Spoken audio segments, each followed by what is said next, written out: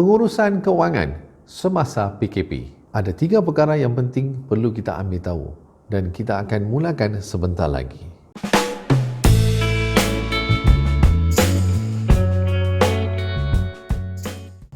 Assalamualaikum, salam sejahtera. Saya Syariman Yusof. Welcome to my YouTube channel. Minat berkaitan dengan personal finance, tips-tips kewangan dan keusahawanan, sila tekan subscribe dan loceng supaya tidak terlepas apa-apa video selepas ini. Pengurusan kewangan semasa PKP. Ramai orang tak rasa sangat dia punya kesan, dia pada duduk dalam comfort zone sebab kita ada monetarium dengan suasana raya, puasa dan sebagainya. Kita start spend as a normal tanpa rasa dia punya kesan. Kita rasa should be everything okay, fine untuk nak stay calm. Betul? Perlu sedar apa yang akan berlaku selepas ini. So, yang penting saya sebagai professional life coach, kita perlu sedar 3 perkara ini sebelum terlewat. Sediakan payung sebelum hujan. Benda yang sangat penting yang you all kena tahu adalah cash flow. So, duit yang masuk dan keluar. Okey, benda yang penting sekali yang kita tahu, kita bayar duit rumah, duit kereta dan sebagainya. So, sekarang dalam musim PKP, so kita ada monetarium. So, 6 bulan ni kita tak perlu bayar. Bila kita tak perlu bayar, apa kita nak buat dengan duit tu? So, kita ada 2 pilihan. Pilihan yang pertama, kita ambil buat simpanan, perlukan bila emergency.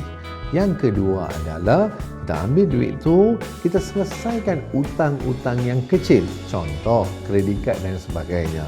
So, sekurang-kurangnya, bila monetarium ni habis, kita tak terbeban dengan utang-utang yang kecil ni. So, kita boleh fokus dengan apa yang kita perlu go through dalam cash flow.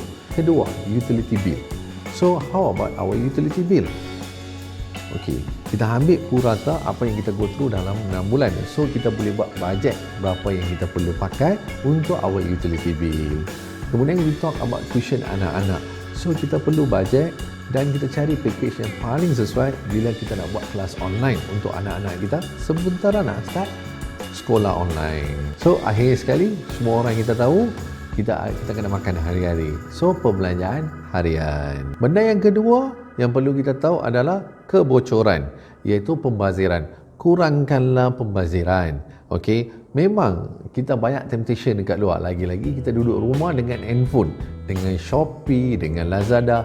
Yes, beli perkara yang perlu buat masa sekarang. Sebab this is a very typical timing. Okay? So, beli benda yang perlu. Kurangkan makan di luar. So, kita boleh save that money. Kita beli benda-benda yang fresh. So, kita boleh masak kat rumah. Kita boleh improvise juga our skill. Dan it's a better taste untuk kesihatan kita. Dan akhir sekali, whatever happen, control, make sure kita boleh jimat apa yang perlu kita jimat. Jangan membazir. Benda yang ketiga sangat-sangat penting, iaitu income dan expenses, iaitu pendapatan kita dan duit belanja kita. So, dekat sini dia ada gap. Duit inilah yang kita nak ambil, invest kepada diri kita. Sebab kita nampak dekat dua rata-rata orang yang menjaga traditionally affected. Inilah masa untuk kita nak invest kepada diri kita, belajar benda baru yang dapat menolong diri kita dan orang sekeliling kita yang memerlukan bantuan daripada kita. Contoh, kita belajar online. So, online ni dia ada banyak.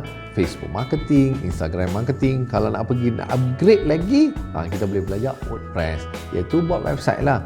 Bukan sekadar itu sahaja, kita ada banyak course yang free-free kat luar tu, dan ada yang course yang berbayar, murah, betul-betul murah.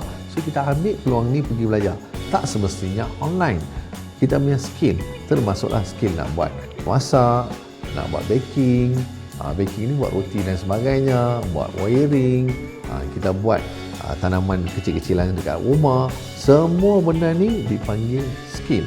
Skill ni bukan membantu kita sekarang semasa PKP sahaja, malah dia akan membantu kita selepas PKP juga.